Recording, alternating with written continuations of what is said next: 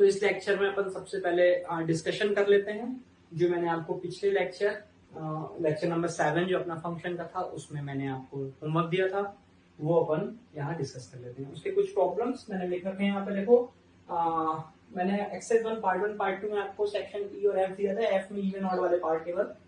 तो पार्ट 1 का E1 का 8 नंबर क्वेश्चन देखते हैं। देखो इसमें इक्वल आइडेंटिकल पे बेस्ड ये क्वेश्चन था, ये वाला है ना। तो E1 का 8, इसमें एक फंक्शन आपके पास है cos x upon 1 minus sine x, और एक फंक्शन g फंक्शन है 1 plus sine x upon cos x। ठीक है, और इसमें पूछा क्या गया वो देख लीजिए कि ये आइडेंटिकल फंक्शंस हैं या नहीं। ठीक है, तो इनकी डोमेन रेंज बराबर है या नहीं, ऐसा है। तो देखो सबसे पहले तो अगर आप डोमेन पे आओ, सिर्फ डोमेन पे, तो देखो यहां पे आप x को वो नहीं ले सकते जहां पे sin x 1 हो जाए, और यहां पे x को वो नहीं ले सकते जहां पे cos x 0 हो जाए। लेकिन एक बात सोच के देखो, अगर मैंने x को ले लिया -5/2 फॉर एग्जाम्पल, मतलब मैंने वो x लिया जहां sin x -1 हो रहा है, तो ये तो डिफाइंड है 1 माइनस साइन एक्स, लेकिन क्या ये डिफाइंड होगा? नहीं। तो आप क्लियरली देख सकते हो कि इसका डोमेन में -5/2 है, जबकि इसके डोमेन में नहीं है। ऐसे बहुत सारे वैल्यूज आएंगे, है ना। मैं कह सकता हूँ हर वो x जहां पे sin x की वैल्यू -1 होगी वहां cos x 0 ही होगा, क्योंकि sin x plus cos square 1 होता है। तो ये हो गया, ये आइडेंटिकल फंक्शंस नहीं है। फिर E7 पे आते हैं।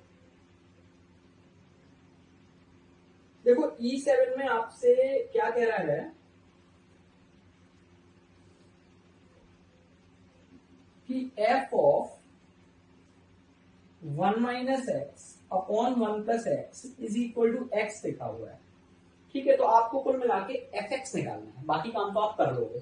fx निकालने के लिए क्या करो, बहुत सिंपल है, आप इस क्वांटिटी को y ले लो, मतलब 1 minus x upon 1 plus x को y ले लो।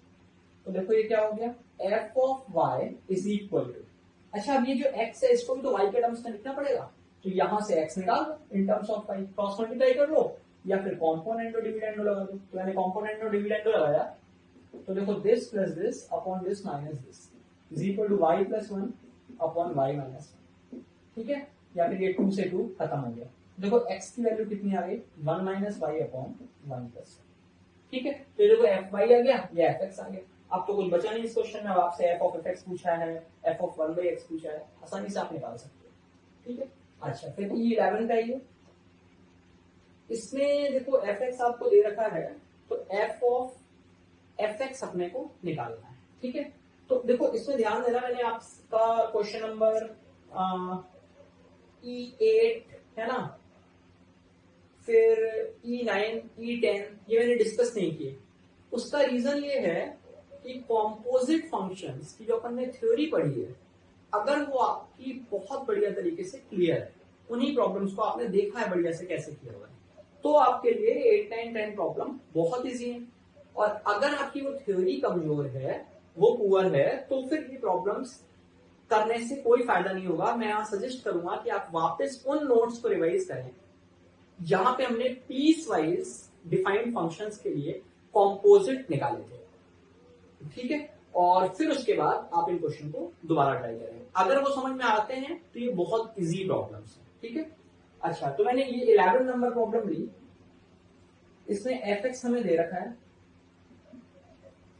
√2x when x is rational except 0 and this is 3x when x is irrational। ठीक है, मैं इसमें f of fx निकालता हूं।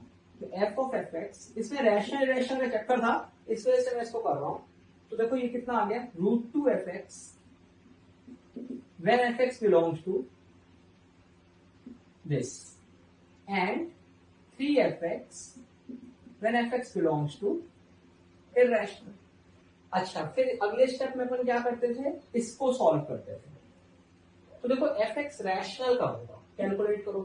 देखो अगर अपन x को रैशनल रखते हैं तो ये इरैशनल आएगा, क्योंकि x 0 तो रख नहीं रहे हो, rational into √2 non zero rational into root two irrational, और अगर अपन यहाँ पे x को इरेशनल रखते हैं तो 3x भी इरेशनल आएगा। इसका सीधा मतलब है कि fx हमेशा इरेशनल आएगा, तो fx बिलोंग्स टू रैशनल, इसका आपका नो सॉल्यूशन आएगा, फाइन। और यहां से मैं कह सकता हूं फिर से दो cases, x rational minus zero और x इरेशनल। दो केसेस क्यों? क्योंकि अगर आप इसमें ये कह दोगे कि x कुछ भी होगा एक्सेप्ट जीरो, तो फिर fx को डिसाइड कैसे करोगे? fx को तभी डिसाइड कर सकते हो जब x पता हो क्या हो। मतलब मैंने पहले तो क्या किया, f ऑफ x लिख दिया, फिर इसको देखा मैंने, इसका सॉल्यूशन फाई आ रहा है, fx बिलोंग्स टू इरेशनल का सॉल्यूशन r माइनस जीरो आ गया, तो आप चाहो तो डायरेक्ट ऐसे r माइनस जीरो लिख दो। लेकिन अगर x belongs to r minus zero होगा तो fx को क्या लिखोगे? fx तो डिपेंड कर रहा है x रैशनल या इरेशनल, तो मैंने उस r माइनस जीरो को दो केसेस में लिख दिया। अब देखो ये क्या हो गया, f of fx is equal to, पहली लाइन तो बेकार ही हो गई, ठीक है, पाई था इसका सॉल्यूशन। यहाँ पे दो cases, x belongs to rational minus zero और x बिलोंग्स टू इरेशनल। इस केस में 3fx, यहाँ भी 3fx, और अगर ये वाला केस है तो fx को रूट 2x लोगे, तो इस fx को हटा के रूट 2x लिख दीजिए, या फिर इस पूरे को 3 रूट 2x, और इरेशनल के केस में fx को 3x लेंगे, तो ये देखो कितना आ गया 9x, ठीक है। सिमिलरली आप f ऑफ fx निकालोगे तो आपको एक पैटर्न मिल जाएगा। जब भी n टाइम्स कोई चीज कंपोज कराई जाए या एक रिकर्सिव प्रोसेस हो जो बहुत सारे बार चल रही हो, 100 बार चल रही हो, 50 बार चल रही हो, तो वो डेफिनेटली इस तरीके से आप निकाल तो सकते नहीं 50 टाइम्स, कोई ना कोई पैटर्न आपको मिलेगा। जैसे यहाँ पे रूट 2x है, फिर 3 रूट 2x है, अगले में आप देखेंगे तो ये आपका 9 रूट 2x आ जाएगा, है ना, और यहाँ पे ये 27x आ जाएगा, तो you will get a pattern, ठीक है। तो फिर आप n टाइम्स का डायरेक्ट आंसर लिख सकते हो, ठीक है। फिर अपन आ जाते हैं पार्ट 1 के F1 के 7th नंबर पे। तो देखो इसमें आपके पास एक फंक्शन था, इसका इवन ऑड का नेचर आपको बताना है। तो ये जो फंक्शन है, अच्छा ये जो 7th नंबर प्रॉब्लम है और उसके बाद आपकी 11th नंबर है, मोर और लेस एक जैसी प्रॉब्लम है। इसमें अपन क्या करें कि सबसे पहले तो F1 की 7th नंबर प्रॉब्लम, सबसे पहले तो मैं फंक्शन को लिख देता हूं इस तरीके से, देखना जो ln e की पावर x है वो x हो जाएगा, तो देखा जाए तो ये मॉड x हो गया when x is less than equal to -1, ठीक है। अच्छा फिर बॉक्स में आपको पता है कि आप इसमें इंटीजर्स बाहर कर सकते हो, तो ये ऐसा कुछ आएगा 4 plus box x plus box minus x whenever x is from -1 to 1, और आखिरी केस में आप इसको फिर से x लिख सकते हो when x is greater than equal to, ठीक है। या फिर आप चाहो तो यहाँ पे भी मॉड लगा दो, कोई फर्क तो पड़ नहीं रहा, क्यों? क्योंकि x greater than equal to 1 है। अब आप देख लो क्या ये फंक्शन आपका y एक्सिस के अबाउट सिमेट्रिक है, अगर सिमेट्रिक है तो इसका मतलब है कि ये फंक्शन इवन है। देखो 1 के आगे मॉड x, -1 के पीछे भी मॉड x, और -1 से 1 के बीच तो जो फंक्शन है वो तो सिमेट्रिक दिख ही रहा है, तो हाँ ये इवन फंक्शन, ठीक है। अच्छा फिर आ जाते हैं अपन पार्ट 2 के, एक्सरसाइज 1 पार्ट 2 पे आ रहे हैं।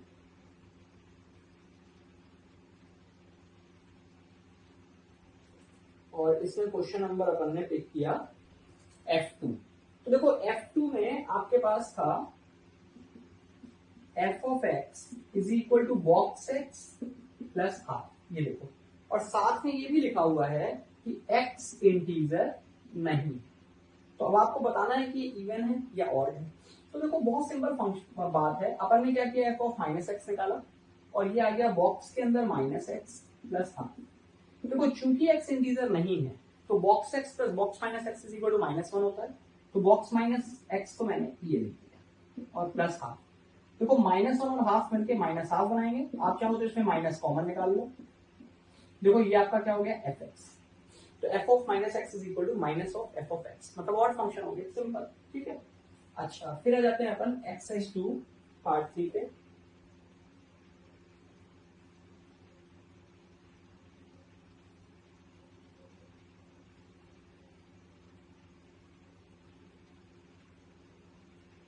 पार्ट 3, ठीक है।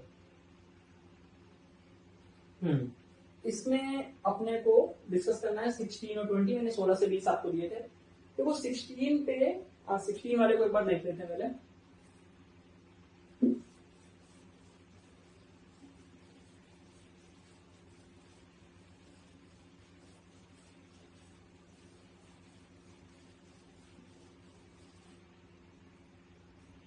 इसमें आपके पास फंक्शन है f of x is equal to x square when x is less than equal to 1 and this is 1 minus x when x is greater than 1. ठीक है, फिर एक दूसरा फंक्शन है h function which is f of x mod plus f of x plus 2. ठीक है, और आपसे hx पूछा गया है डिफरेंट इंटरवल्स में. ठीक है, तो देखो कैसे करेंगे. सबसे पहले तो आप सोचो कि आप fx का ग्राफ बड़ी आसानी से बना सकते हो. ठीक है, तो वैसे अपन इसको नॉर्मली मॉड ऑफ fx वगैरह निकाल भी सकते हैं, लेकिन ग्राफ बना लोगे तो काफी कन्वीनियंट होगा. देखो fx का ग्राफ आपके पास ऐसा है.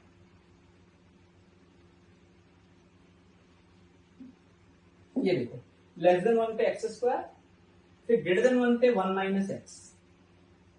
1 minus x would be something like this. ये ठीक है, 1 माइनस एक्स. ठीक है, अच्छा अब ये तो हो गया y is equal to f x. अब मुझे दो ग्राफ बनाने, एक मॉड एफ एक्स और एक एफ ऑफ एक्स प्लस 2, फिर दोनों को क्लब करना है. तो पहले तो मॉड एफ एक्स बनाते हैं, यहां पे बनाते हैं y is equal to mod f x.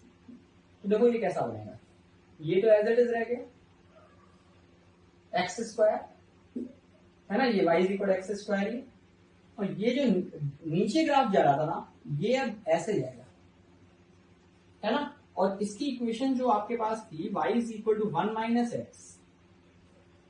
अब अगर आप ध्यान से देखो तो इसकी इक्वेशन हो जाएगी y is equal to x minus 1, क्योंकि ये ग्राफ ऊपर आ गया तो एक तरीके से इसमें माइनस अप्लाई हो गया, तो एक्स माइनस 1. ठीक है, अच्छा फिर दूसरा ग्राफ में ये वाला बनाता हूं, y is equal to F of x plus 2 का.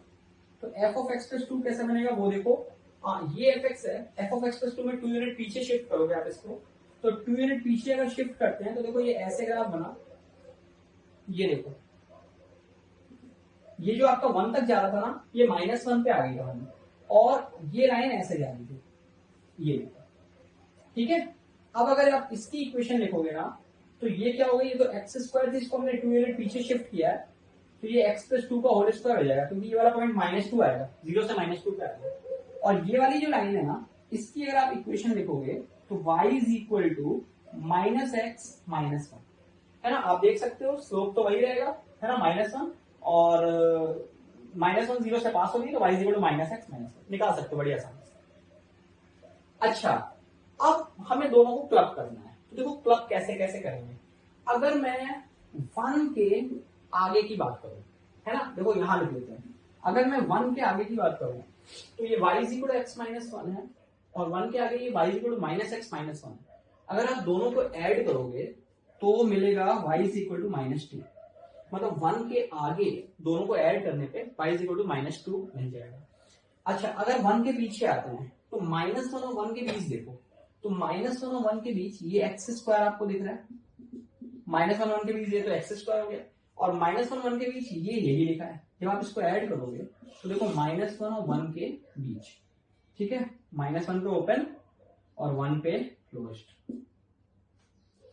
ठीक है, तो -1 और 1 के बीच में हमने एक्स स्क्वायर को ऐड किया इसके साथ.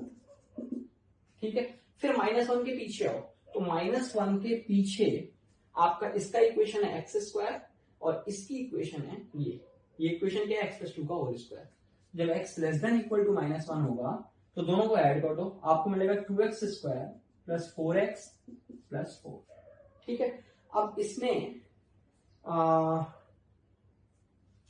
जो आपके ऑप्शंस हैं उस पे आए जरा.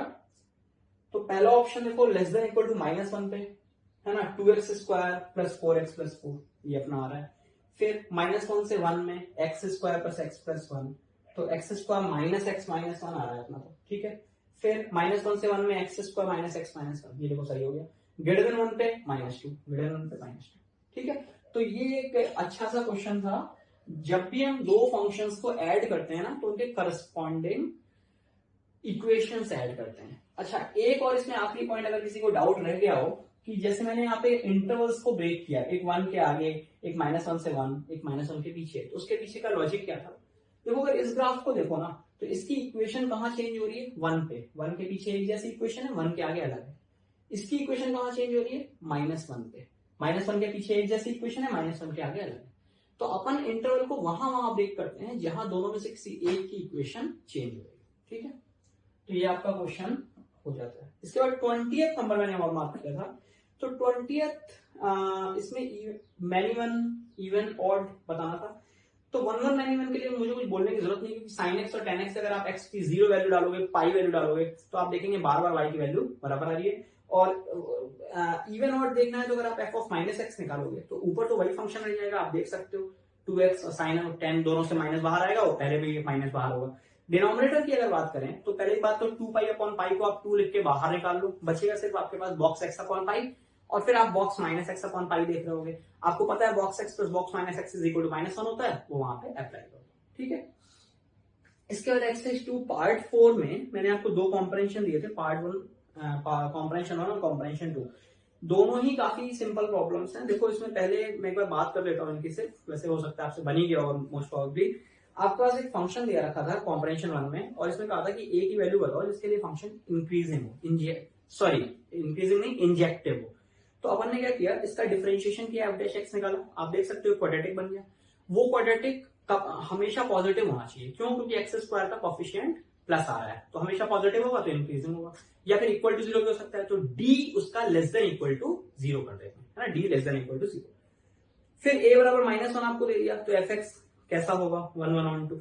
देखो अगर मैं आपको एक बात बता देता हूँ कि ऑन टू की बात फिर बिना पेन उठाए कर सकते हो। अगर आपने a को कुछ भी लिया है तो ये है तो क्यूबिक है, तो इसकी जो रेंज होगी वो r होगी, तो ये ऑन टू फंक्शन तो हो ही जाएगा। ठीक है, अच्छा फिर 1 1 और मैनी वन के लिए डिफरेंशिएट अपन ने करके देख ही लिया। फिर इनवेरिटेबल का मतलब होता है कि अगर कोई फंक्शन 1 1 भी है और ऑन टू भी है तो उसे इनवेरिटेबल बोलते हैं। ठीक है, अच्छा कॉम्प्रेंशन 2 में आपके पास ए और बी दो सेट्स दे रखे हैं, तो इसमें क्या है ना, ये मोर और लेस क्वेश्चन जो है वो पीएनसी का है। यहाँ पे मैं बना के दिखा देता हूं आपको कि सेट ए में आपके पास 1 2 3 4 5 ये 5 एलिमेंट है, और सेट बी में 6 7 8 ये 3 एलिमेंट्स है। ठीक है, अब कह रहा है कि number of all such functions which are 1 1। देखो एक बहुत सीधी सी बात है कि 1 1 फंक्शन के लिए यहाँ के कोई भी दो एलिमेंट एक सिंगल एलिमेंट से कनेक्टेड नहीं होने चाहिए, और ऐसा यहाँ इम्पॉसिबल है। क्यों? क्योंकि यहाँ पे 5 एलिमेंट है, यहाँ 3 है, तो यहाँ मल्टीपल एलिमेंट सिंगल एलिमेंट से कनेक्ट हर हालत में होंगे, तो आप कोई भी 1 1 फंक्शन बना ही नहीं सकते, है ना। बहुत ही फर्जी सा क्वेश्चन का देखा जाए तो मतलब बेसिक कॉमन सेंस का, तो 0 आंसर हो गया। दूसरे में क्या लिखा है, number of all such functions y is equal to fx which are onto. तो ऑन टू का मतलब ये हुआ कि आप क्या करें, जिन लोगों ने पीएनसी पढ़ रखी है, बेसिक तो आइडिया होगा ही आपको, तो आप क्या करें, ऑन टू का मतलब हो गया कि जो रेंज है वो 6 7 8 तीनों होनी चाहिए। तो आप क्या करोगे, इस 5 एलिमेंट को आप 3 ग्रुप्स में डिवाइड कर दो, जो पीएनसी में ग्रुप थ्योरी लगाते थे, और उन ग्रुप्स को 6 7 8 को अलॉट कर दो। या फिर आप टोटल नंबर ऑफ फंक्शंस निकाल लें, तो टोटल नंबर ऑफ फंक्शन 1 के लिए 3 पॉसिबिलिटी, 2 के लिए 3 पॉसिबिलिटी, तो 3 टू द पावर 5। ठीक है, उनमें से वो केसेस माइनस कर दो जब सब जो रेंज सिंगलटन सेट है, मतलब या सिर्फ 6 या सिर्फ 7 या 6 8 ऐसे 3 फंक्शन होंगे, तो आपने क्या किया, 3 की पावर 5 में से वो 3 माइनस किया। फिर वो वाले फंक्शन और माइनस कर दो जिसकी रेंज में 2 एलिमेंट आ रहे हैं, मतलब जैसे 6 और 7 आ रहे हैं या 7 और 8 आ रहे हैं। ठीक है, तो भी आप इसमें पहुंच सकते हो, और ग्रुप थ्योरी से, ग्रुपिंग से ही आपका 6 नंबर प्रॉब्लम भी हो जाएगा। ठीक है, तो ये अपना डिस्कशन कंप्लीट हो जाता है। अब अपन आगे थ्योरी पे प्रोसीड करते हैं। तो पीरियोडिक फंक्शंस स्टार्ट कर रहे हैं अपन यहाँ पे। देखो पीरियोडिक फंक्शन स्पेशल टाइप के फंक्शंस हैं। जैसे मान लो अपने पास एक फंक्शन है y is equal to f x. अब हमने इसका ग्राफ बनाया, तो ग्राफ में कई बार क्या होता है कि किसी फंक्शन का जो ग्राफ आपने किसी पर्टिकुलर इंटरवल में बनाया, सपोज आपने फंक्शन का ग्राफ 0 से लेके 2 तक में बनाया, ठीक है, फिर 2 से लेके 4 तक में वही का वही ग्राफ वापस से बन रहा है। वही ग्राफ वापस बनने का सेंस ये है कि जैसे 0 से 2 में मैंने ग्राफ बना लिया, अब हमने क्या किया, यही ग्राफ जो है इसको 2 यूनिट आगे शिफ्ट कर दिया। मतलब 0 से 2 में कोई ग्राफ बना हुआ है, उसको 2 यूनिट आगे खिसका दो, शिफ्ट कर दो, तो वही का वही ग्राफ 2 से 4 में बन जाएगा। और फिर आप उसको शिफ्ट कर दो तो वही का वही ग्राफ आपका 4 to 6 में बन जाएगा। मेरा मतलब ये है, ठीक है। तो ऐसे फंक्शंस जिनके ग्राफ्स लगातार रिपीट हो रहे होते हैं उन्हें अपन पीरियोडिक फंक्शंस बोल देते हैं, है ना। अच्छा, पीरियोडिक फंक्शन ऐसा नहीं है कि अपन पहली बार पढ़ रहे हैं, अपन इसमें पहले से जानते हैं। जैसे बहुत ही स्टैंडर्ड पीरियोडिक फंक्शन, आप साइन एक्स को देख लो। साइन एक्स, तो देखो साइन का अगर आप ग्राफ बनाओगे तो देखो ये बन गया, ये ग्राफ हमारा 0 से 2 पाई का बन गया, और फिर सॉरी, यही का यही ग्राफ आपका 2 पाई से 4 पाई में बन गया। देखो, तो क्या मैं ये बोल सकता हूं कि 0 से 2 पाई का जो ग्राफ है, अगर इसको आप 2 पाई यूनिट शिफ्ट करोगे आगे की तरफ, तो ये जो ग्राफ है ये शिफ्ट होने के बाद ये पॉइंट यहां आ जाएगा, और ये जो ग्राफ है वो ऐसे बन जाएगा, है ना। इसको अपन बोल रहे हैं रिपीटेशन। फिर 4 पाई से 6 पाई अगर आप ध्यान दें तो फिर से यही का यही ग्राफ है, ठीक है। तो ये जो ग्राफ है ना, इसको मैं बोलूंगा कि ग्राफ रिपीट्स इटसेल्फ, ठीक है। अच्छा, ना केवल ये ग्राफ आगे जाएगा बल्कि ये ग्राफ पीछे भी जाएगा। पीछे भी तो आप इसको इस तरीके से बना सकते हो। तो पीछे का मतलब ये है कि जैसे जो ग्राफ आपका 0 से 2 पाई में बना हुआ है, अगर आप इस ग्राफ को 2 पाई पीछे शिफ्ट कर दो तो आपको पीछे वाला सेगमेंट दिखाई पड़ेगा, ठीक है।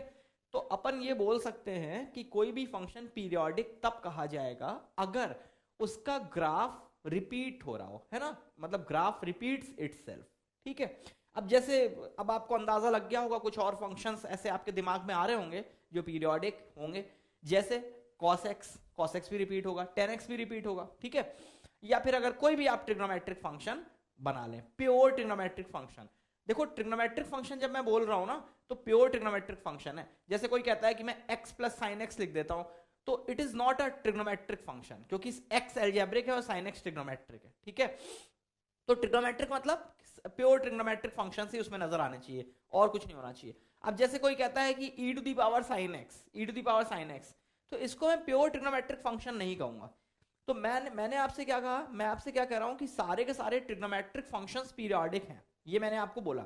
लेकिन ये नहीं बोला है मैंने कि कोई भी फंक्शन अगर वो ट्रिग्नोमेट्रिक फंक्शन नहीं है तो वो पीरियोडिक नहीं होगा, है ना। मैंने बोला है कि अगर ट्रिग्नोमेट्रिक फंक्शन है तो वो पक्का पीरियोडिक होगा, और अगर ट्रिग्नोमेट्रिक फंक्शन नहीं है तो वो पीरियोडिक हो भी सकता है और नहीं भी हो सकता, ठीक है। उसकी बात आगे भी अपन करेंगे।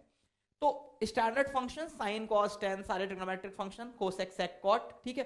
अच्छा, एक फंक्शन और है आपके पास, y is equal to fractional part of x, ये भी आप पढ़ चुके हो, और ये भी पीरियोडिक फंक्शन होगा। देखो कैसे, अगर आप इसका ग्राफ रिकॉल करें तो ये ग्राफ ऐसा बनता है, ठीक है। अच्छा, ये पीछे भी आप यूं बना सकते हो। मेरे हिसाब से ये आप सभी को बढ़िया तरीके से पता होगा। और ये वाले पॉइंट्स क्या है, 0 1 2 3 4 -1 -2, है ना। तो अब अगर आपसे कोई पूछे कि ये ग्राफ कितने इंटरवल के बाद खुद को रिपीट कर रहा है ना, तो जैसे आपने साइन को कहा था, तो ये कितने इंटरवल के बाद खुद को रिपीट कर रहा है, 2 पाई इंटरवल के बाद खुद को रिपीट कर रहा है, ठीक है। ये कितने के बाद रिपीट कर रहा है खुद को, तो कोई भी बता सकता है। ये 0 से 1 का जो ग्राफ है वही 1 से 2 का है, वही 2 से 3 में है, वही 3 से 4 में है, वही -1 से 0 है, वही -2 से -1 है, और ये प्रोसेस आगे भी जाएगी और पीछे भी जाएगी। तो ये ग्राफ कितने इंटरवल के बाद खुद को रिपीट कर रहा है, 1 यूनिट लेंथ के बाद खुद को रिपीट कर रहा है। तो ये जो लेंथ होती है ना, ये जो इंटरवल होता है जिसके बाद ग्राफ रिपीट करना शुरू करता है, उस इंटरवल को ही हम बोल देते हैं कि ये उस फंक्शन का पीरियड है। जैसे अगर कोई कहता है साइन एक्स का पीरियड बताओ, तो मैं 2 पाई बोल सकता हूं, क्योंकि 2 पाई के बाद ये रिपीट कर रहा है, ठीक है। अच्छा, जैसे कोई फ्रैक्शनल पार्ट ऑफ एक्स का कहता है तो मैं इसका पीरियड 1 बोल सकता हूं, ठीक है। अब आप में से कोई ये बोल सकता है कि मैं क्या करूंगा, साइन का ग्राफ 0 से लेके 4 पाई का बनाऊंगा। मतलब मैंने ग्राफ बनाया 0 से, मैंने ये वाला ग्राफ लिया, ये देखो 4 पाई तक का, और अब मैं आपसे कहता हूं कि जो ग्राफ 0 से 4 पाई में बना है वही का वही ग्राफ 4 पाई से 8 पाई में बनेगा। आप इसे फील करके देखो, देखो ये पॉइंट 6 पाई आया और ये 8 पाई आया। तो क्या कोई कह सकता है जैसा ग्राफ 0 से 4 पाई में है वही ग्राफ 4 पाई से 8 पाई में है? तो कोई कह सकता है कि graph repeats itself after a fixed interval that is 4 पाई। तो इसमें कोई गलत बात नहीं है, बिल्कुल सही बात है। जैसा ग्राफ 4 पाई से 8 पाई में है, अगर आप ध्यान दें तो वैसे ही का वैसा ग्राफ 8 पाई से 12 पाई में बन जाएगा, और ये प्रोसेस आगे भी चलेगी। और बिल्कुल इसी तरीके से इसको पीछे भी आप बना सकते हो कि 0 से 4 पाई में जो ग्राफ है वही का वही ग्राफ -4 पाई से 0 में आ जाएगा। सॉरी। तो कोई कहता है कि साइन एक्स का पीरियड 4 पाई है, तो क्या वो गलत कह रहा है? नहीं, बिल्कुल सही है, साइन का पीरियड 4 पाई भी है। मतलब एक फंक्शन जो है ना, इसके मल्टीपल पीरियड्स हो सकते हैं, जैसे 2 पाई, 4 पाई। अगर कोई कहता है 6 पाई है साइन का पीरियड, तो सोचो सही है कि गलत। आपको सिर्फ ये देखना है कि क्या 6 पाई इंटरवल के बाद ग्राफ खुद को रिपीट कर रहा है। तो देखो 6 पाई तक का जो ग्राफ है, क्या वही 6 पाई से 12 पाई बनेगा? यस, बनेगा। तो इसका पीरियड 6 पाई भी है, 8 पाई भी है। पीरियड हमेशा पॉजिटिव बोलते हैं, है ना। अपन कभी भी ये नहीं कहेंगे कि -2 पाई पीरियड है। पीरियड का मतलब है लेंथ, है ना। लेंथ कभी नेगेटिव नहीं होगी कि कितने लेंथ के बाद ग्राफ रिपीट हो रहा है, तो पीरियड हमेशा पॉजिटिव माना जाएगा। तो ये 2 पाई, 4 पाई, 6 पाई, 8 पाई एंड सो ऑन। अब इसमें भी एक स्पेशलिटी ये बना दी गई कि ये जो आपने वैल्यूज लिखी हुई हैं, तो इसमें जो स्मॉलेस्ट पॉजिटिव नंबर, स्मॉलेस्ट मतलब smallest interval after which the graph repeats itself, है ना। तो वो छोटे से छोटा इंटरवल जिसके बाद साइन खुद को रिपीट करेगा वो 2 पाई होगा। 4 पाई के बाद भी कर रहा है, 6 पाई के बाद भी कर रहा है, but the smallest interval after which sine x repeats itself is 2 पाई। तो हमने इस 2 पाई को क्या बोल दिया कि ये साइन एक्स का फंडामेंटल पीरियड है, फंडामेंटल पीरियड है। और ये पीरियड्स तो सारे हैं। अच्छा, अब जैसे इधर आ जाओ, इसमें कोई कहता है कि इसका पीरियड 1 है, तो बिल्कुल सही है। 2 है क्या? हाँ है, क्योंकि देखो जो ग्राफ 0 से 2 बना है वही 2 से 4 में बना है कि नहीं, वही 4 से 6 में बना है कि नहीं, बना हुआ है। तो इसका पीरियड 1 भी है, 2 भी है, 3 भी है, 4 भी है, 5 भी है, 6 भी है, कुछ भी बोल दो इसका पीरियड। अगर आप इसका फंडामेंटल पीरियड बोलो तो smallest interval after which the graph repeats itself will be 1। तो ये हो गया हमारा फंडामेंटल पीरियड। मुझे आगे बनाने की जरूरत नहीं है, आप खुद से सोच सकते हो कि अगर आप कॉस का ग्राफ बनाओगे तो कॉस का ग्राफ भी 2 पाई के बाद रिपीट करेगा, तो कॉस का पीरियड भी 2 पाई हो गया। tan का ग्राफ आप खुद देख सकते हो, tan का ग्राफ किस तरीके का बनता है, कुछ इस टाइप से। ये देखो, है ना, ये वाला पॉइंट -π/2 है और ये π/2 है। फिर इसके बाद ये ग्राफ बनता है ना, ये वाला पॉइंट पाई है, ये 3π/2 है। बताओ कितने के बाद रिपीट कर रहा है ये? आप देख सकते हो जो ग्राफ -π/2 से π/2 में बना है, the same graph is plotted between π/2 and 3π/2। तो हम कह सकते हैं कि ये जो लेंथ है यही इसका फंडामेंटल पीरियड है। और ये लेंथ कितनी है? पाई है, आप देख सकते हो। तो 10 का पीरियड कितना हो गया? पाई, फंडामेंटल पीरियड। पीरियड तो 2 पाई 3 पाई भी बोल सकते हो, ठीक है। अच्छा, तो अपन ने साइन का देख लिया, कॉस का भी बात हो गई 2 पाई, tan का देख लिया पाई। अब अगर अपन कोसेक की बात करें तो यार देखो कोसेक क्या है, cosec is nothing but 1/sin only. तो अगर साइन एक्स का ग्राफ रिपीट होगा तो कोसेक का भी रिपीट होगा, और उतने ही इंटरवल के बाद होगा। तो साइन एक्स का ग्राफ कितने इंटरवल के बाद रिपीट हो रहा है? 2 पाई इंटरवल के बाद। तो कोसेक का भी ग्राफ 2 पाई के बाद रिपीट होगा, तो उसका भी पीरियड 2 पाई हो गया। सेक की बात करोगे तो 2 पाई, कॉट की बात करोगे तो पाई। तो देखो ये हमारी फंडामेंटल थ्योरी हो गई पीरियोडिक फंक्शन से रिलेटेड। अब मैं ये बिल्कुल नहीं कह रहा कि मैंने आपको जितने फंक्शंस बोले सिर्फ उतने ही फंक्शंस दुनिया में हैं जो पीरियोडिक हैं। नहीं भाई, पीरियोडिक फंक्शन बहुत तरीके के हो सकते हैं, ठीक है। अच्छा, अब इसमें एक स्पेशल केस है ना, स्पेशल केस मैं आपको यहां पे इसी के साथ बता देता हूं। जैसे मान लो मैंने एक फंक्शन लिया y इज इक्वल टू 1, है ना, या y is equal to 2, whatever, कुछ भी ले लो ऐसे, है ना, fx इज इक्वल टू 1। अब कोई कहता है ये बताओ पीरियोडिक फंक्शन है या नहीं, ग्राफ बनाओ और देख लो। तो देखो मैं बना के देखता हूं। y इज इक्वल टू 1 का मैंने ग्राफ बनाया, तो y इज इक्वल टू 1 कोई भी बता देगा, ठीक है, हॉरिजॉन्टल लाइन हो गई। अब यहां पे जैसे ये 0 है, फिर ये 1 है, फिर ये 2 है ना, फिर यहां -1 है, -2 है। तो मैं आपसे कह रहा हूं कि y इज इक्वल टू 1 इस फंक्शन का पीरियड 1 है। तो बोलो मैं गलत बोल रहा हूं क्या?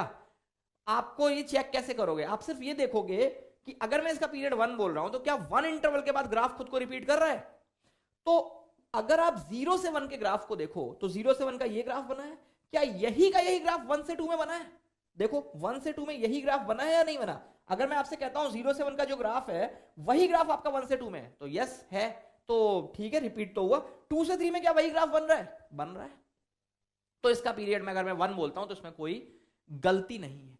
लेकिन मेरे ये बोलते बोलते ही आप में से कई लोगों के दिमाग में आ गया होगा कि अगर कोई कहता है कि इसका पीरियड 2 है तो क्या वो गलत कह रहा है? देखो, जो ग्राफ आपका 0 से 2 में बना है क्या वही 2 से 4 में बनेगा? हाँ बनेगा, तो इसका पीरियड 2 भी हो गया। 3 बोल दो, 3 भी हो गया। अच्छा, अगर कोई कहता है इसका पीरियड हाफ होगा, हाफ, तो 0 से हाफ का जो ग्राफ है क्या वही ग्राफ हाफ से 1 में बन रहा है? देखो, 0 से हाफ में जो ग्राफ है वही हाफ से 1 में बन रहा है, वही 1 से 3/2 में बन रहा है, तो इसका पीरियड हाफ भी हो गया। अच्छा, अगर कोई कहता है इसका पीरियड 1/4 होगा, 1/4, तो 1/4 भी सही हो जाएगा, क्योंकि जो ग्राफ आपका 0 से 1/4 में बनेगा वही 1/4 से 1/2 में बनेगा। तो देखो, मेरे हिसाब से आप थोड़ा इसको फील कर पा रहे होगे कि अगर y = 1 का पीरियड बोल रहे हैं तो आप अपनी मन मर्जी से कुछ भी बोल दो। कोई कहता है इसका पीरियड 0.1 होगा, तो जो ग्राफ 0 से 0.1 में बना है वही 0.1 से 0.2 में बना है, वही 0.2 से 0.3 में बना है, तो यस 0.1 भी अब बोल दो। तो अब सोच के देखो, कोई कहता है कि इसका पीरियड 0.01 होगा, तो हाँ 0.01 के बाद भी रिपीट हो रहा है। 0.001 होगा, हाँ होगा, तो इसके पीरियड्स तो निकाल लिए। अगर कोई कहता है इसका फंडामेंटल पीरियड बताओ, तो फंडामेंटल पीरियड क्या होता है? The smallest interval after which the graph repeats itself. तो बताओ, ये आप स्मॉलेस्ट इंटरवल कितना बताओगे जिसके बाद ग्राफ खुद को रिपीट कर रहा हो? जैसे कि मैंने बोला 0.1 के बाद भी कर रहा है, 0.01 के बाद भी कर रहा है, 0.001 इंटरवल के बाद भी कर रहा है, तो स्मॉलेस्ट तो आप सोच ही नहीं सकते। 0.0000001 इसके बाद भी करेगा, ठीक है। अब कोई कहेगा कि इसका पीरियड 0 हो जाएगा, 0 फंडामेंटल पीरियड, तो 0 बिल्कुल गलत आंसर होगा। क्यों? क्योंकि 0 का मतलब तो हो गया कि आप जिस पॉइंट पे उसके आप आगे बढ़े ही नहीं, है ना। तो अगर आप बोलो 0 इंटरवल के बाद ग्राफ रिपीट कर रहा है, तो आपने जो ग्राफ बनाया उसके आप आगे गए कहां? तो आप आगे तो बढ़ ही नहीं रहे हो। तो आप ये कह सकते हो कि इसका फंडामेंटल पीरियड क्या होगा? मिनिमम पॉसिबल नंबर जो आप सोच सकते हो, है ना। जैसे 10⁻⁻34, हाँ ये भी इसका पीरियड होगा। तो इसका जो फंडामेंटल पीरियड होगा वो टेंड्स टू 0 होगा, टेंड्स टू 0 होगा। क्लियर है? मतलब टेंड्स टू 0 नंबर को आप बता नहीं सकते कितना, क्योंकि आप जो बोलोगे ना उससे छोटा नंबर मैं आपको बता दूंगा। तो हम कहते हैं कि ऐसे फंक्शन का पीरियड तो आपकी जो मर्जी वो बोल दो, लेकिन इसका फंडामेंटल पीरियड एग्जिस्ट नहीं करेगा। एग्जिस्ट नहीं करने का मतलब हम बता नहीं सकते कि फंडामेंटल पीरियड क्या होगा, ठीक है। तो ये बेसिकली कैटेगरी है कांस्टेंट फंक्शन की। जब भी आप कांस्टेंट फंक्शन बनाओगे तो उसमें यही सिनेरियो अराइज होगा। तो अभी तक का कंक्लूजन क्या निकला?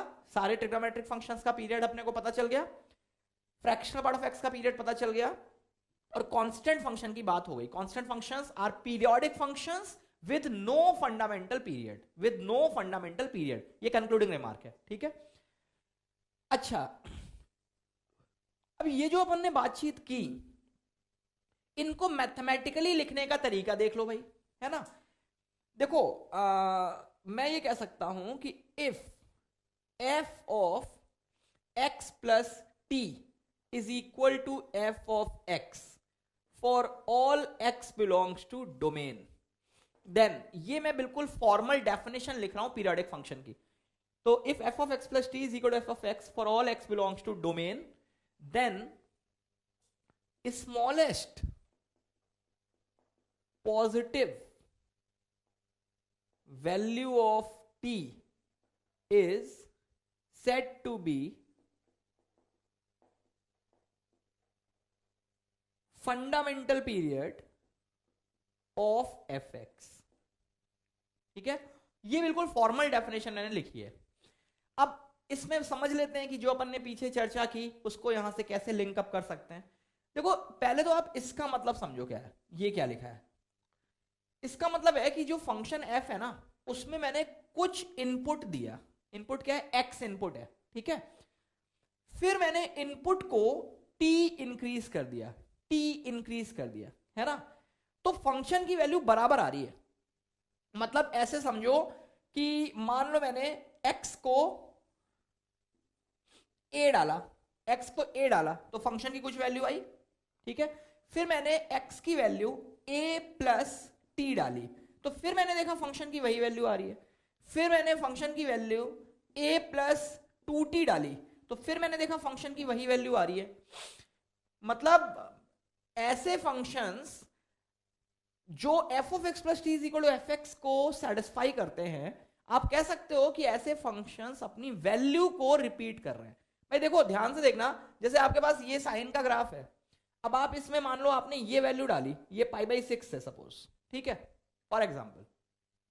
अब मैंने क्या कहा कि एफ ऑफ पाई बाई 6 निकाला, अब आपने ये वैल्यू डाली, ये वैल्यू कितनी है 2 pi plus pi by 6, 2 pi plus pi by 6, मतलब मैं ये कह रहा हूं कि पहले मैंने एफ ऑफ पाई बाई 6 निकाला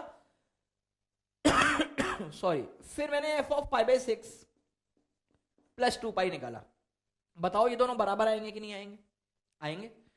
अच्छा, अब यहां पर ये जो पाई बाई 6 है ना, ये किसका रोल प्ले कर रहा है? एक्स का। तो एक्स क्या हो सकता है? डोमेन में कुछ भी, जैसे पाई बाई 6 की जगह कोई कहता है मैं पाई बाई 3 ले लेता हूं, पाई बाई 3, तो देखो पाई बाई 3 पे जो वैल्यू आ रही है वही वैल्यू आपको 2 पाई प्लस पाई बाई 3 पे मिलेगी कि नहीं मिलेगी? 2 पाई प्लस पाई बाई 3 पे वही वैल्यू मिलेगी। तो अगर आप यहां पे पाई बाई 3 रख दो, तो क्या मैं ये कह सकता हूं f of pi by 3 is equal to F of pi by 3 plus 2 pi? बिल्कुल। तो हम यहां पर क्या कहना चाह रहे हैं कि F of x plus t is equal to f x, ये कंडीशन होल्ड करनी चाहिए अगर आप x को कुछ भी रखते हो जो डोमेन में है तो, है ना।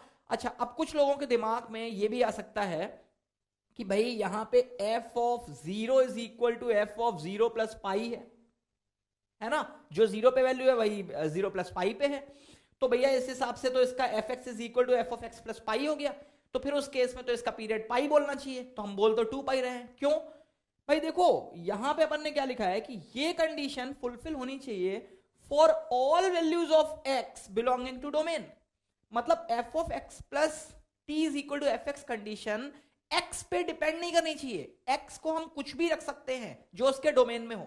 जैसे अगर मैं यहां पे बात करूं तो मैंने f pi by 6 is equal to f pi by 6 plus 2 pi रखा, तो ये होल्ड कर रहा है, ठीक है। या फिर f pi by 3 is equal to f pi by 3 plus 2 pi रखा, होल्ड कर रहा है। मैंने x को बदल रहा हूं, पाई बाई 6 पाई बाई 3।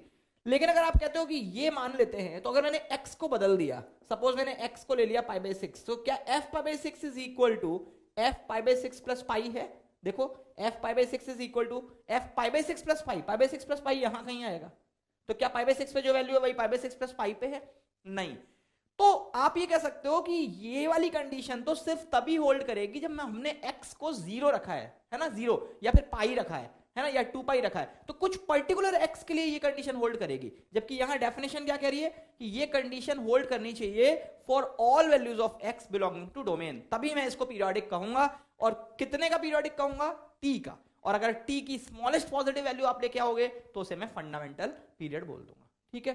तो ये इसकी फंडामेंटल डेफिनेशन है, इस पे कोई खास विचार करने की जरूरत नहीं है, क्योंकि जो समझना था वो ये है, ये तो बिल्कुल बेसिक सी बात अपन ने लिखी हुई है, ठीक है। अच्छा, अब कुछ अपन यहां पर बेसिक सी बातें लिख रहे हैं, बेसिक से फंक्शंस लिख रहे हैं और उनके फंडामेंटल पीरियड्स लिख रहे हैं, ठीक है। तो एक बार कवर करते हैं तेजी के साथ। जैसे साइन एक्स फंडामेंटल पीरियड कितना है? 2 पाई, ठीक है। देखो बेस्ट वे क्या है शुरुआती टाइम में कि आप ग्राफ को रिकॉल करें, है ना। जैसे मैंने बोला cos x, तो आपके दिमाग में ग्राफ बन जाना चाहिए, है ना, और उसके हिसाब से पीरियड पे कमेंट करो। फिर tan x निकाला, ठीक है, तो tan x का पाई हो गया। फिर मैंने cosec x निकाला, ठीक है, cosec x का 2 पाई हो गया। फिर sec x का 2 पाई हो गया। फिर cot x का पाई हो गया, ठीक है। फिर फ्रैक्शनल x का 1 हो गया। ये सारी बातें अपनी हो गई थी। अच्छा, इसी में आगे थोड़े से फंक्शंस में और लिख रहा हूं। देखो ये फंक्शन और ये उनका फंडामेंटल पीरियड। देखो जैसे मान लो मैंने आपसे कहा कि मॉड साइन एक्स है, अब बताओ इसका फंडामेंटल पीरियड क्या होगा? तो मॉड साइन एक्स में क्या होगा? ग्राफ ऊपर ऊपर बन जाएगा, तो इसका फंडामेंटल पीरियड पाई आ जाएगा। अगर कोई कहता है मॉड कॉस एक्स का बताओ, तो वो आप ग्राफ से देख सकते हो। मॉड टेन एक्स का, कुछ बच्चे इसमें गलती करेंगे और वो इसको पाई बाई 2 बोल देंगे, जबकि ये पाई बाई 2 नहीं होगा। ये आप ग्राफ से ऑब्जर्व कर सकते हो। देखो ये आपके पास 10 का ग्राफ है, मैं इसी में मॉडिफाई कर देता हूं। अब अगर आपने इसमें मॉड अप्लाई किया तो क्या होगा? ये नीचे वाला ग्राफ आपका ऊपर पहुंच गया, ये देखो, और ये हट गया। अच्छा, अब इधर आप मॉड अप्लाई करो तो ये नीचे वाला ग्राफ ऊपर आ गया, ये खत्म हो गया। अब अगर आप बोलते हो कि इसका फंडामेंटल पीरियड पाई बाई 2 है, तो जो ग्राफ 0 से पाई बाई 2 में बना है वही पाई बाई 2 से पाई में बनना चाहिए। क्या बना हुआ है? देखो 0 से पाई बाई 2 में ये ग्राफ है, क्या पाई बाई 2 से पाई में ऐसा ग्राफ बन रहा है? नहीं, ये तो फिर ऐसे होना चाहिए ग्राफ, तब हम कहते हैं कि ये रिपीट हो रहा है। तो हम कह सकते हैं कि जो ग्राफ 0 से π/2 में वो π/2 से पाई में नहीं है। हाँ, ये जरूर बोल सकते हो कि जो ग्राफ -π/2 से π/2 में है वही ग्राफ π/2 से 3π/2 में है। तो वो जो इंटरवल की लेंथ हुई वो तो पाई हुई ना, तो मैं क्या बोलूंगा कि जो mod 10x है उसके पीरियड पे, फंडामेंटल पीरियड में कोई इफेक्ट नहीं आएगा। जो 10 का फंडामेंटल पीरियड है वही का वही आपका mod 10x का भी फंडामेंटल पीरियड रह जाएगा। अच्छा, अब इसी में कुछ 3-4 पॉइंट्स में और लिख के इस पर्टिकुलर पार्ट को ओवर कर रहा हूं। जैसे मान लो मैंने आपसे कहा कि साइन स्क्वायर एक्स लिखा है, इसका पीरियड बताओ, तो साइन स्क्वायर एक्स में वापस से नीचे वाला ग्राफ ऊपर आ जाएगा, तो इसका फंडामेंटल पीरियड पाई। कॉस स्क्वायर एक्स की बात करें पाई, टेन स्क्वायर एक्स की बात करें तो इसका भी पाई ही रहेगा, क्योंकि टेन स्क्वायर एक्स, मैं ये नहीं कह रहा टेन स्क्वायर एक्स का ग्राफ ऐसा होगा, लेकिन it will look something like this only, है ना, मतलब टेन स्क्वायर एक्स में नीचे वाला ग्राफ ऊपर आ जाना है। अच्छा, अब इसी प्रकार से अपन कोई भी फंक्शंस लिख सकते हैं। जैसे मान लो किसी ने साइन क्यूब एक्स लिख दिया, तो साइन क्यूब एक्स में क्या होगा, देखो जो ग्राफ आपका ऊपर है साइन क्यूब में, उसको क्यूब करोगे तो वो पॉजिटिव रहेगा। जो ग्राफ निगेटिव में है अगर आप इसका क्यूब करेंगे तो ये निगेटिव में ही रहेगा, मतलब साइन क्यूब का ग्राफ लगभग ऐसा ही बनेगा, कुछ चेंजेस ऑब्वियसली आएंगे, लेकिन अगर मैं as far as period is concern तो साइन क्यूब में ऊपर वाला ग्राफ ऊपर रहेगा, नीचे वाला ग्राफ नीचे रहेगा, तो साइन क्यूब का पीरियड वही का वही रह जाएगा जो कि साइन का है। सिमिलरली कॉस क्यूब का वही रह जाएगा जो कॉस का है। अब कोई कहता है साइन की पावर 4 का बताओ, तो साइन की पावर 4x का आपको दिख रहा है कितना हो जाएगा, ये मैंने गलत लिखा हुआ है, साइन क्यूब का कितना हो जाएगा पीरियड 2 पाई, है ना, साइन क्यूब का, साइन क्यूब लगभग ऐसे ही रहेगा। कॉस क्यूब का कितना हो गया 2 पाई, साइन की पावर 4 का कितना हो गया पाई, क्यों, क्योंकि जो ग्राफ आपका नीचे गया है वो ऊपर आ जाएगा साइन की पावर 4 में। तो आगे अपन इसमें प्रॉब्लम्स, बेसिक प्रॉब्लम्स देखते हैं जो अभी अपन ने डेफिनेशंस देखी उसी के बेसिस पे। तो देखो पहला question, fx is equal to sine root x, ठीक है, इसका अपने को पीरियड फाइंड करना है। देखो ये बहुत ही फंडामेंटल सी बात है, उस पर ध्यान देना। देखो मैंने आपसे क्या कहा कि पीरियोडिक फंक्शंस जो होते हैं उनके ग्राफ लगातार रिपीट हो रहे होते हैं, मतलब जैसा ग्राफ आपका यहां से 0 से किसी पर्टिकुलर पॉइंट तक बना है t तक, सपोज वही t से 2t बना है, वही 2t से 3t बना है, और वही ग्राफ -t तक बना है, वही ग्राफ -2t तक बना है। तो मुझे एक बात ये बताओ सोच के कि अगर ये ग्राफ लगातार रिपीट हो रहा है, ठीक है, तो ग्राफ क्या यहां प्लस इंफिनिटी तक जाएगा, मतलब जब x की वैल्यू प्लस इंफिनिटी तक जा सकती है, बिल्कुल जाएगी भाई। अगर ग्राफ आपका 0 से t में बना है, फिर t से 2t, 2t से 3t, अगर मान लो ये कहीं जाकर के रुक जाता है तो फिर आप ये थोड़ी बोल पाओगे ग्राफ रिपीट्स इटसेल्फ, है ना, वो तो फिर आपका रुक गया ग्राफ आगे जाके। सिमिलरली पीछे भी कहां तक जाएगा, माइनस इंफिनिटी तक जाएगा।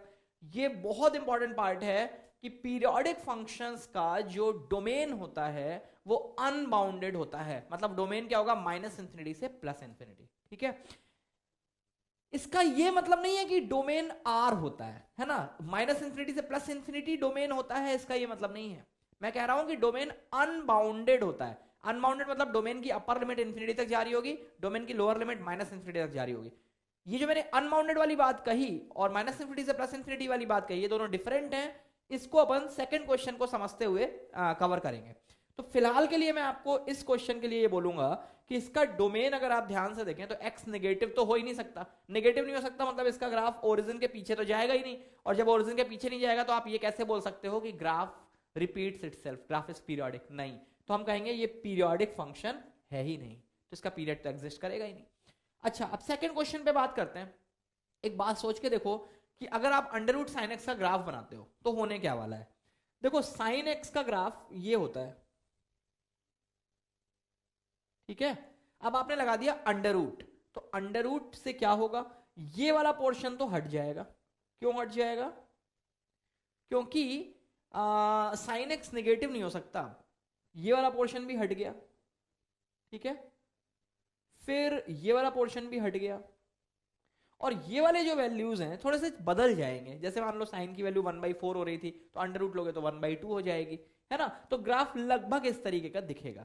अब बताओ क्या इसका ये पीरियोडिक है, तो हाँ है, देख लो ये ग्राफ बना है, फिर यहाँ पे ब्लैंक है, फिर ये ग्राफ बना है। तो अगर मैं आपसे कहूं कि जो ग्राफ 0 से 2 पाई में बना है, वो अलग बात है कि पाई से 2 पाई कोई ग्राफ ही नहीं बना है, तो जो भी 0 से 2 पाई की सिचुएशन है वही 2 पाई से 4 पाई की है या नहीं, जो 0 से 2 पाई की है वही 2 पाई से 4 पाई की है। वो अलग बात है कि पाई से 2 पाई इसके डोमेन में नहीं होगा, या फिर 3 पाई से 4 पाई इसके डोमेन में नहीं होगा, लेकिन जैसा आपको 0 से 2 पाई में सिनेरियो दिख रहा है वही 2 पाई से 4 पाई, वही 4 पाई से 6 पाई। तो मैं कह सकता हूं कि इसका पीरियड कितना हो जाएगा, 2 पाई। और अब यहां पे मैं उस बात को कवर कर रहा हूं कि डोमेन अनबाउंडेड होना और डोमेन माइनस इंफिनिटी से प्लस इंफिनिटी होना डिफरेंट बात है। जैसे अगर यहां पे बात करें तो इसका डोमेन क्या है, रूट साइन एक्स का। अगर आप सोचें तो इसका डोमेन ये 0 to pi union 2 pi to 3 pi union 4 pi to 5 pi and so on up to infinity. और पीछे भी ये minus pi to minus 2 pi to minus pi, और पीछे भी ये जाएगा। इसको कहूंगा मैं कि ये डोमेन सॉरी ये डोमेन अनबाउंडेड है। अनबाउंडेड क्यों है कि कहां तक जा रहा है ये डोमेन, इंफिनिटी तक जा रहा है।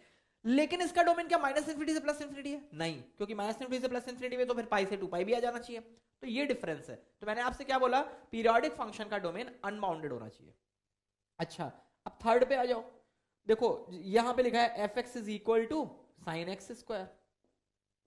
अब पॉइंट आता है कि जैसे मान लो कल को आपके पास कोई फंक्शन आ गया इस टाइप से और आपको पता ही नहीं है कि इसका पीरियड कितना है और आपको ग्राफ बनाने में भी डिफिकल्टी हो रही है, तो आप हमेशा एक काम ये कर सकते हो कि लेट अस अज्यूम कि इसका पीरियड t है, तो definitely f of x plus t is equal to f of x होगा, क्योंकि fx का पीरियड तो t मैंने लेट किया है और मुझे निकालना क्या है, इस t को ही निकालना है ना, t आपको पूछा गया है।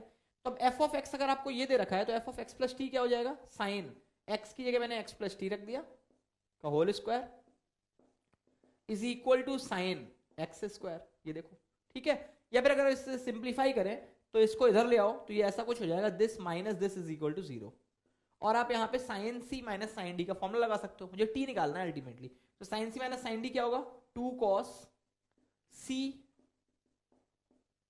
Plus d by 2 sine c minus d by 2, c minus d by 2। तो ये कितना हो जाएगा, एक्स प्लस टी का whole square minus x square by 2। ये देखिए ठीक है, दिस इज इक्वल टू 0। अगर इसे सिंप्लीफाई करें तो आपको यहां से मिलेगा 2 cos, इसे सिंप्लीफाई कर लेते हैं तो देखो ये एक्स स्क्वायर 2x स्क्वायर, या मैं सिर्फ एक्स स्क्वायर लिख रहा हूं क्योंकि डिवाइडेड बाई 2 भी है। फिर यहाँ पे 2tx जैसा आएगा तो मैं उसे tx लिख रहा हूं, फिर यहाँ पे आएगा t स्क्वायर बाई 2। ठीक है, और ये देखो कितना आ गया, sine x square cancel out हो गया, t square plus 2tx divided by 2 is equal to 0।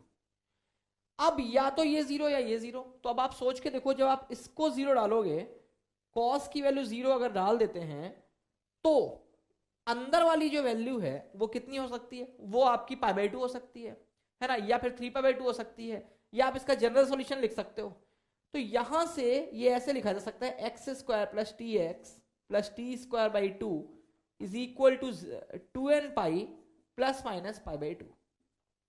ठीक है, तो यहां से t निकाल लेंगे, और वो अलग बात है फंडामेंटल पीरियड चाहिए तो t की स्मॉलेस्ट वैल्यू निकाल लेंगे। लेकिन एक बात अगर आप ध्यानपूर्वक देखें तो इस इक्वेशन में जब आप t निकालोगे तो t में ये क्वाड्रेटिक बन रहा है तो t आ जाएगा, लेकिन t किसके टर्म्स में आएगा, इन टर्म्स ऑफ x आएगा।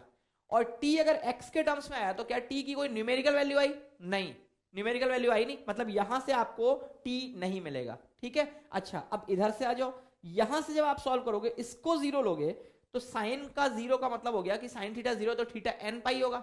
n पाई होने का मतलब हुआ कि t square plus 2tx divided by 2 is equal to n pi. ठीक है, या फिर अगर आप यहां से t कॉमन निकाल लें तो देखो ये कितना आ गया, t plus 2x by 2 is equal to n pi. अब यहां से अगर t फाइंड करो तो देखो n की वैल्यू कोई भी इंटीजर आ सकती है, 0 भी हो सकती है। अगर आप n को 0 डाल देते हो तो t एक तो 0 आएगा और एक t माइनस 2x आएगा। t बराबर माइनस 2x मीनिंगलेस है क्योंकि जो पीरियड है वो यार कांस्टेंट आना चाहिए, है ना, x पे थोड़ी डिपेंड करेगा। और t बराबर 0 भी मीनिंगलेस है क्योंकि अगर पीरियड आप 0 कह रहे हो तो इसका मतलब आप उस पॉइंट के आगे बढ़ ही नहीं रहे हो। तो n को 0 लेने से कुछ नहीं होने वाला, और अगर आप n को 0 नहीं लेते हो तो फिर ये एक बार फिर से t में क्वाड्रेटिक बनेगा, और जब आप इस क्वाड्रेटिक को सॉल्व करोगे then you will get t in terms of x, मतलब यहां से भी t की कोई कांस्टेंट वैल्यू नहीं आ रही है। तो अगर हम इस फंक्शन का पीरियड निकालने में आगे बढ़े थे तो हमने देखा कि भैया t की कोई वैल्यू आई ही नहीं जो कांस्टेंट हो। इसका मतलब मैं ये कहूंगा कि ये फंक्शन पीरियोडिक नहीं है। तो जबकि अगर आप इसका डोमेन देखें तो डोमेन तो इसका r है, लेकिन ये फंक्शन पीरियोडिक नहीं माना जाएगा। अच्छा, ये जो प्रोसीजर आपने देखा ये हम अपने नॉर्मल क्वेश्चंस के अंदर भी लगा सकते हैं जिनका हमें पीरियड वैसे ही पता है। जैसे मान लो आपने कहा कि f x is equal to sine x का पीरियड एक तो हमने ग्राफ से देखा था, बिना ग्राफ के करके बताओ। तो मैं क्या करूंगा कि मान लेते हैं कि इसका पीरियड टी है, तो f of x plus t is equal to sine of x plus t. अब मैंने दोनों को इक्वेट किया तो sine of x plus t is equal to sine x, और फिर इसको मैंने यहां पे लेके आया minus, this is equal to 0, और sine c minus sine d लगा देते हैं तो 2 cos c plus d by 2, ठीक है, sine c minus d by 2। ये देखो ये आ गया। और यहां से अब आपके दो केसेस बनेंगे, एक ये बराबर 0 और एक ये बराबर 0। जब आप इसको सॉल्व करोगे बराबर 0 डाल के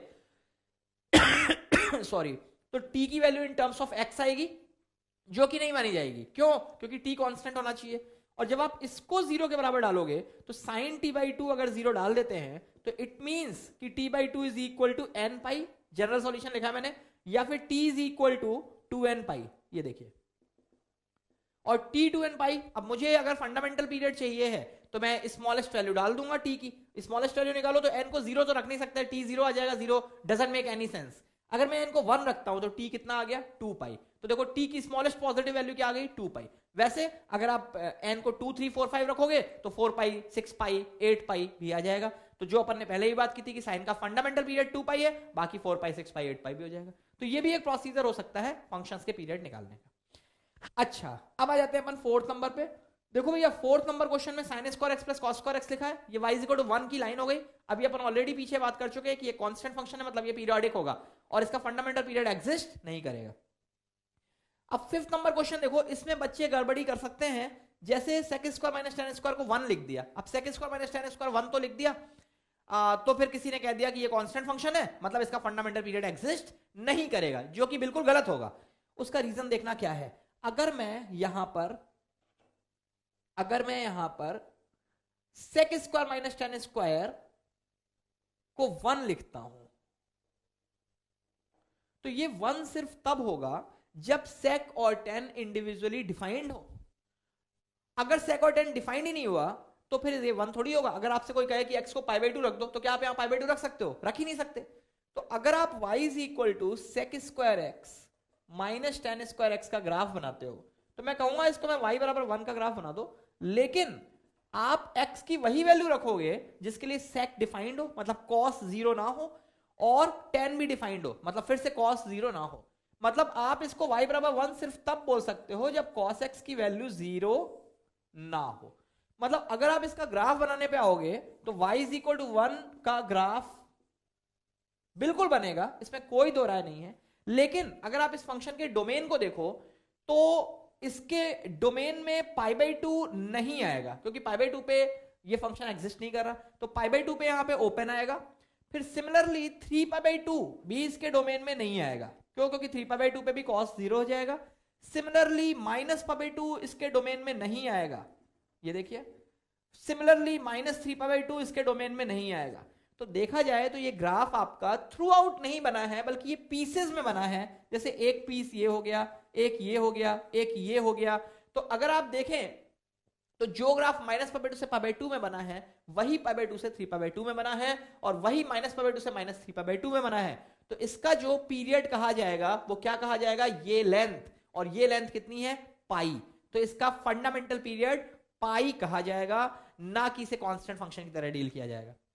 अच्छा, इसके बाद ये आ जाते हैं सिग्नम एक्स स्क्वायर प्लस 1। बहुत मामूली सा प्रॉब्लम है, क्योंकि एक्स स्क्वायर प्लस 1 हमेशा पॉजिटिव होगा, और अगर एक्स स्क्वायर प्लस 1 पॉजिटिव है तो सिग्नम की वैल्यू 1 आएगी। तो आप इसे y इज इक्वल टू 1 बोल सकते हो। इसका डोमेन r दिख ही रहा है, मतलब वापस से एक कांस्टेंट फंक्शन है, तो इसका फंडामेंटल पीरियड एग्जिस्ट नहीं करेगा, although it is a periodic one. फिर इस प्रॉब्लम पे आते हैं। इसमें अपन क्या कह रहे हैं कि fx एक फंक्शन है जिसका पीरियड आपको t दे रखा है ना? fx का पीरियड t दे रखा है। अब आपसे कहा जाता है, ये अलग अलग क्वेश्चंस हैं, इसमें 7 हिस्से हैं इस क्वेश्चन के। आपसे कहा जाता है एफ ऑफ एक्स प्लस के का पीरियड बताओ, एफ ऑफ एक्स माइनस के का पीरियड बताओ, एफ एक्स प्लस के का, एफ एक्स माइनस के का, के into F x, F of k x, के वन टाइम्स एफ ऑफ के टू एक्स प्लस के थ्री प्लस के फोर। इन सबके हमें पीरियड फाइंड करने हैं। तो कैसे करेंगे देखना। देखो बहुत बेसिक सी थॉट प्रोसेस के साथ चलते हैं। आप कॉमन सेंस लगाओ। एफ एक्स का पीरियड टी है, मतलब जो भी एफ एक्स का ग्राफ होगा वो टी इंटरवल के बाद रिपीट होगा। जो ग्राफ यहां बना है वही यहां बनेगा, वही पीछे बनेगा, और यही ग्राफ लगातार रिपीट होता जाएगा। अब सोच के देखो कि जब आप एफ ऑफ एक्स प्लस के का ग्राफ बनाओगे तो पहले क्या, मान लो मैंने एफ एक्स का ग्राफ बनाया, एफ एक्स का ग्राफ बना दिया, वो कितने इंटरवल के बाद रिपीट हो रहा है, टी के बाद। अब आप एफ ऑफ एक्स प्लस के का ग्राफ बनाओगे तो आपने ग्राफिकल ट्रांसफॉर्मेशन पढ़ रखे हैं, तो उसके बेसिस पे एफ ऑफ एक्स प्लस के का ग्राफ बनाने के लिए मैं एफ एक्स के ग्राफ को के यूनिट पीछे शिफ्ट कर दूंगा, के यूनिट पीछे शिफ्ट कर दूंगा। तो वो जो रिपीटेशन की जो टेंडेंसी थी क्या वो बदल गई? आप ऐसे सोचो कि मान लो मेरे पास एक ये ग्राफ, मैंने साइन का ग्राफ बनाया, ठीक है। अब मैंने इस ग्राफ को क्या किया, सपोज पाई बाई 6 पीछे खिसका दिया, तो पाई बाई 6 पीछे खिसका दिया मान लो, तो देखो ये ग्राफ ऐसा हो गया, ये देखो, ठीक है। तो अब मुझे एक बात ये बताओ कि अगर मैंने इसको पाई बाई 6 पीछे खिसकाया तो क्या इसके रिपीट होने की टेंडेंसी बदल गई? नहीं, अभी मैं कह सकता हूं कि यहां से लेके यहां तक की जो इंटरवल लेंथ है वो 2 पाई है, क्योंकि खिसका तो पूरा ग्राफ है ना यार। तो ये जो इस पॉइंट और इस पॉइंट के बीच का जो गैप था वही इस पॉइंट और इस पॉइंट के बीच का गैप रहेगा, तो 2 पाई। तो जो लेंथ ऑफ इंटरवल है जिसके बाद ग्राफ खुद को रिपीट कर रहा है उसमें किसी प्रकार का कोई परिवर्तन नहीं होगा, तो इसका पीरियड भी 2 पाई ही रहने वाला है। सिमिलरली अगर मैं एफ ऑफ एक्स माइनस के की बात करता हूं तो इसमें आप एक ग्राफ को के यूनिट आगे शिफ्ट करोगे तो उसकी रिपीटेशन की टेंडेंसी पे कोई चेंज नहीं आएगा, तो इसका भी पीरियड कितना रहेगा, टी, है ना, मतलब इसका पीरियड टी, इसका भी टी, ठीक है। अच्छा, अब एफ एक्स प्लस के में सोचो क्या होगा, एफ एक्स का ग्राफ के यूनिट ऊपर जाएगा, तो सोचो अगर पहले ग्राफ आपका रिपीट हो रहा था किसी इंटरवल के बाद, तो जब आप ग्राफ को ऊपर शिफ्ट कर दोगे तो क्या उसके रिपीट होने की टेंडेंसी में बदलाव आएगा? नहीं आएगा, तो इसका भी पीरियड टी रह गया। अच्छा, एफ एक्स माइनस के में के यूनिट नीचे आ गया विद द सेम लॉजिक, इसका भी पीरियड टी हो गया। फिर अपन इधर आते हैं, इसमें क्या होने वाला है, देखो के टाइम्स हो जाएगा फंक्शन, मतलब अगर जैसे आपके पास ये साइन एक्स है, अब कोई कहता है इसको 2 से मल्टीप्लाई कर दो, 2 sin x, तो क्या होगा, जो आपका ग्राफ है वो ऐसे हो जाएगा, मतलब ग्राफ की वैल्यूज बदल गई लेकिन जो इसका रिपीटेशन है वो उसी प्रकार से चल रहा होगा। भाई इसको यूं भी सोच सकते हो कि अगर fx अपनी वैल्यू को रिपीट करेगा, अगर fx अपनी वैल्यू को रिपीट करेगा तो k इंटू एफ की वैल्यू भी रिपीट होगी, और fx पीरियोडिक है t का, मतलब fx अपनी वैल्यू t इंटरवल के बाद रिपीट करेगा, और अगर fx ने अपनी वैल्यू रिपीट कर दी तो k इंटू एफ की वैल्यू भी रिपीट होना तय है, तो k इंटू एफ का पीरियड भी कितना हो गया, t। अच्छा, अब इधर आ जाते हैं एफ ऑफ के एक्स। वैसे एफ ऑफ के एक्स का आपने ग्राफिकल ट्रांसफॉर्मेशन पढ़ रखा है, फिर भी मैं इसको बिल्कुल बेसिक से बताने की कोशिश करता हूं। मान लेते हैं कि जी एक्स फंक्शन है एफ ऑफ के एक्स, मतलब मैंने आपसे कहा कि एफ ऑफ के एक्स को मैंने एक नया फंक्शन बोल दिया जी एक्स, और मेरा टारगेट है कि मैं इस फंक्शन का पीरियड कैलकुलेट करूं। तो मान लेते हैं कि इस फंक्शन का पीरियड है टी डैश। अगर g फंक्शन का पीरियड t डैश है, इसका मतलब t डैश इंटरवल के बाद gx अपनी वैल्यू को रिपीट करेगा। What does it mean, that g of x plus t dash is equal to g of x। मैंने gx का पीरियड t डैश माना है, तो ये इक्वेशन होल्ड करेगी, है ना, कि मैंने इनपुट x रखा फिर t डैश बढ़ा के रखा तो वैल्यू वही की वही आ जाएगी। अच्छा, g of x plus t dash अगर आप निकालो तो इस x की जगह x प्लस t डैश डालेंगे तो इधर भी x की जगह x प्लस टी डैश डाल देते हैं, तो ये क्या हो गया, देखो f of k x plus के T dash is equal to f of k x, ये देखिए, ठीक है।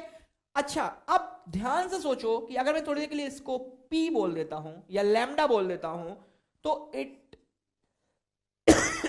Will be something like this, p plus के T dash is equal to f of p।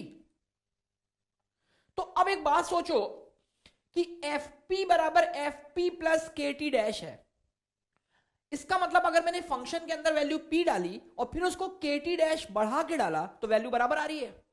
अच्छा, fx का पीरियड कितना था, t, तो fx के अंदर तो अगर आप कोई इनपुट डालोगे और उस इनपुट को t बढ़ा के डालोगे तभी वैल्यू रिपीट होगी, क्योंकि fx का पीरियड तो t था। यहां पे मैं वैल्यू p डाल रहा हूं और फिर मैंने इस इनपुट को के टी डैश बढ़ाया और वैल्यू बराबर आ रही है। इसका मतलब सीधा है कि ये वैल्यू जो आपको दिख रही है ये t के बराबर होनी चाहिए। मैं एक बार फिर रिपीट कर रहा हूं, f फंक्शन का पीरियड कितना है, t, इसका सीधा मतलब है कि f of p should be equal to f of p plus t, क्योंकि फंक्शन का पीरियड t है और यहां पे fp is equal to fp plus के टी डैश है। इसका मतलब ये इक्वेशन तब होल्ड करेगा जब के टी डैश की वैल्यू t होगी, तो K T dash should be equal to t, या फिर जो t डैश आपको निकालना था वो कितना आ गया, टी अपॉन के। क्लियर है? तो यहां से आपको gx का पीरियड मिल गया t बाई के। क्लियर है? अच्छा, ये चीज आप ट्रांसफॉर्मेशन में भी अगर ऑब्जर्व करो तो जैसे आपने sin x का ग्राफ बनाया था, फिर sin 2x का ग्राफ बनाया था, तो अगर आप थोड़ा रिकॉल करें तो sin x के ग्राफ को अपन क्या करते थे, कंप्रेस कर देते थे जब अपन sin 2x बना रहे होते थे। तो sin x 2 पाई के बाद रिपीट हो रहा होता था, लेकिन sin 2x कंप्रेस होके पाई के बाद रिपीट हो रहा होता था, अगर आप इस बात को रिकॉल कर पाए तो। तो अब वही लॉजिक आप यहां लगा सकते हो कि जैसे fx sin x हो गया तो इसका पीरियड कितना हो गया, 2 पाई sin x का पता है। अब sin 2x को क्या बोलोगे, अगर fx आप sin x को बोल रहे हो तो sin 2x को क्या बोलोगे, f of 2x। तो fx का पीरियड कितना है, 2 पाई, तो f of 2x का कितना हो जाएगा, f of kx का कितना हो जाएगा, t बाई k या 2 पाई बाई 2 या k। अभी इस बात को मैं लिखूंगा अभी, है ना। अच्छा, एक बात और समझ लो कि अपन इसमें फाइनली मॉड लगा देते हैं। मॉड लगाने के पीछे की वजह यह है कि जो पीरियड होता है वो हमेशा पॉजिटिव वैल्यू कंसीडर किया जाता है। तो अगर बाई चांस k की वैल्यू नेगेटिव आ गई, सपोज k की वैल्यू नेगेटिव आ गई, तो फिर आप कहोगे कि t dash is equal to T by K, तो वो कहना थोड़ा सा गलत होगा। तो अपन उससे बचने के लिए, सेफर साइड होने के लिए मॉड का यूज कर लेते हैं, क्योंकि पीरियड हमेशा पॉजिटिव होगा। अब इसमें आगे अपन कुछ प्रॉब्लम्स को और देखते हैं। तो अपन ने यहां पर देखा कि अगर fx का पीरियड पता है तो f ऑफ kx का कैसे निकालेंगे और वगैरह वगैरह, ठीक है।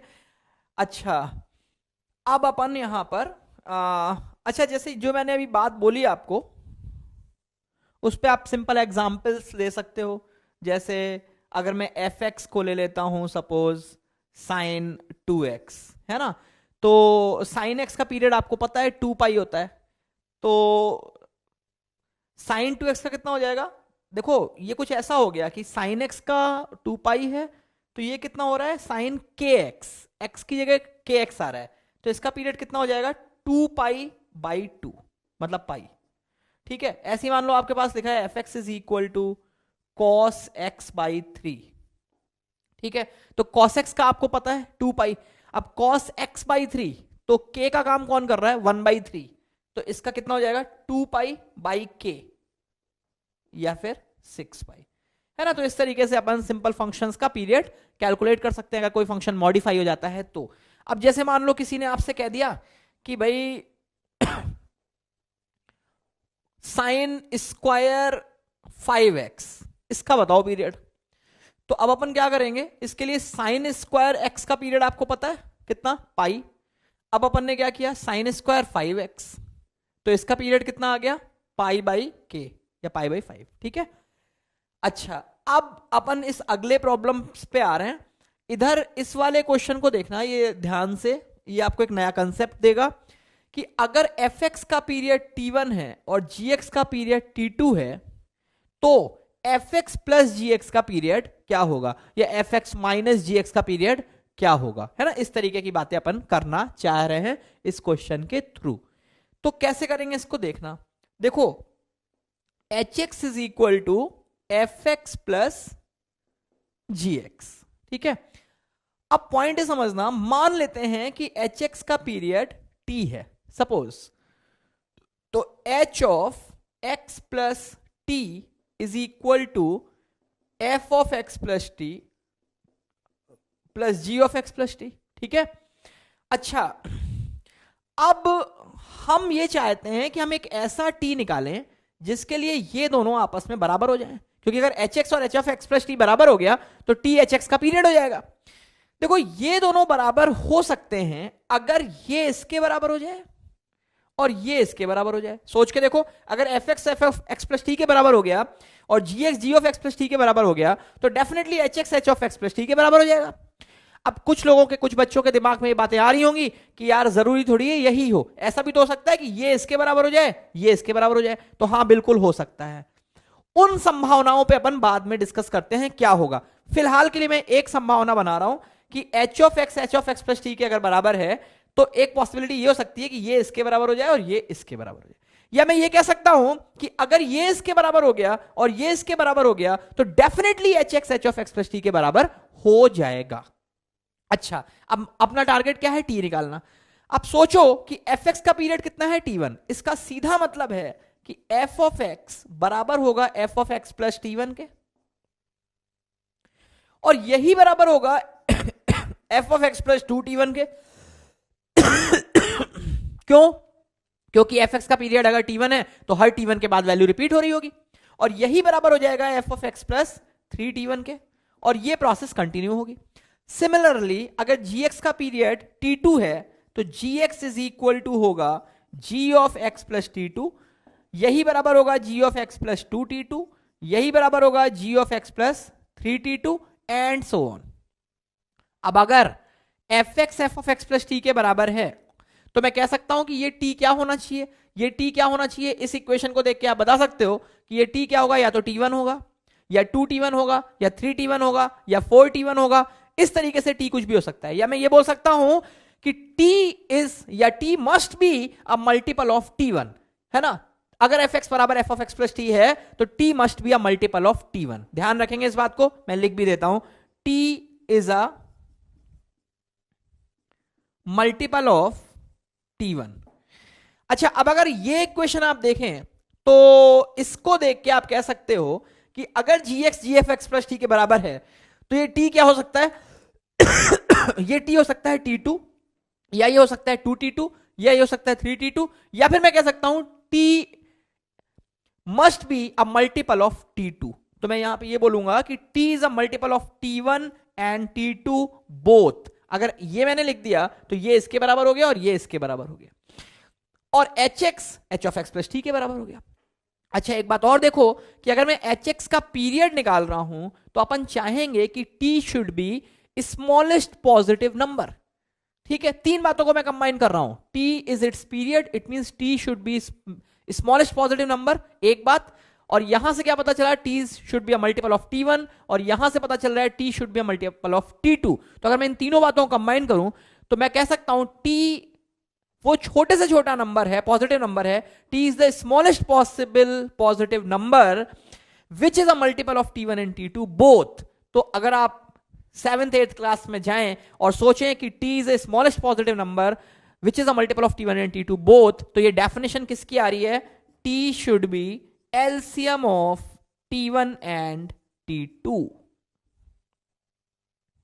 ये देखिए, मतलब मैं इस बात की गारंटी दे सकता हूं आपको कि अगर मैंने t1 t2 का एलसीएम निकाला तो जो वैल्यू आपको मिलेगी, अगर मैं उस वैल्यू को यहां रखूंगा तो hx और h of x plus T बराबर हो जाएंगे। मतलब t1 t2 का जो एलसीएम है वो आपको hx का पीरियड जरूर देगा, हर हालत में देगा।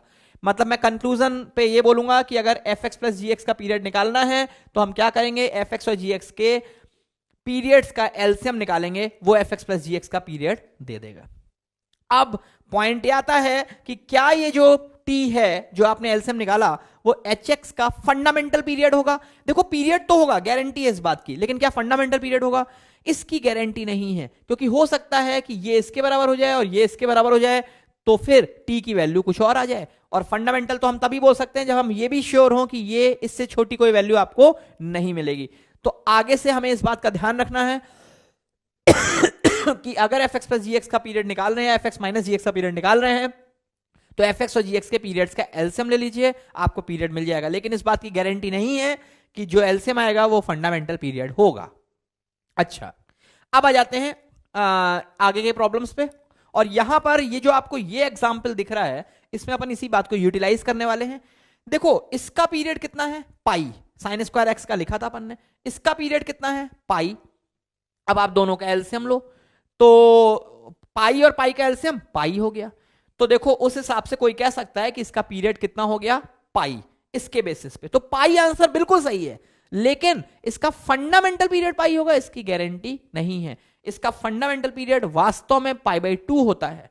और वो आप कैसे चेक कर सकते हो, वो आप चेक कर सकते हो कि अगर आपने इस फंक्शन को fx लिया है, ये देखिए, और मैं कह रहा हूं कि इसका पीरियड पाई/2 है फंडामेंटल, तो मैं इसको जस्टिफाई कैसे कर सकता हूं, मैं x प्लस पाई/2 निकालूं और आपको ये प्रूफ करके दिखा दूं कि देखो ये दोनों बराबर है, तो बात हो जाएगी कि हाँ पाई/2 इसका पीरियड है। पाई तो है ही, उसमें कोई दो राय नहीं है। तो देखो, ये अगर x प्लस पाई/2 रखोगे तो ये कितना हो गया, cos स्क्वायर x, और ये कितना हो गया, साइन की पावर 4x। ठीक है। अच्छा, अगर आप इसको थोड़ा सिंप्लीफाई करना चाहो तो आप इसको यूं लिख सकते हो, cos स्क्वायर को लिखो 1 माइनस साइन स्क्वायर एक्स, और ये जो साइन की पावर 4 है इसे मैं यूं लिख सकता हूं 1 माइनस कॉस स्क्वायर एक्स का whole square.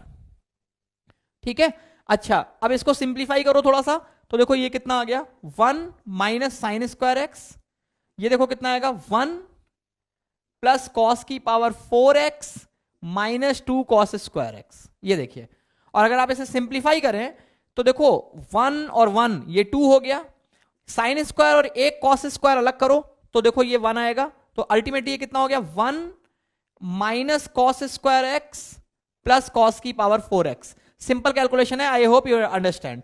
Sine square x plus cos की पावर 4x, देखिए ये वही का वही आ गया कि नहीं आ गया fx के बराबर। तो देखो fx का फंडामेंटल पीरियड यहां पे कितना हो गया π/2 हो गया, जबकि जो हमारा लॉजिक है वो क्या दे रहा है पाई का एलसीएम पाई। तो अब इससे कैसे बचा जाए, देखो एक तो तरीका हो सकता है कि आप इसका अपने कैलकुलेशन से पीरियड फाइंड कर लो, जैसे पाई आ गया, अब आप 0 से पाई का जो ग्राफ बनाओगे वही ग्राफ पाई से 2 पाई में होगा, वही 2 पाई से 3 पाई में होगा, और ये चीज प्रोसेस कंटिन्यू होगी। और अगर पाई से कम पीरियड होगा, सपोज π/2 होगा, तो जो ग्राफ 0 से π/2 में बना होगा वही π/2 से पाई में जाएगा।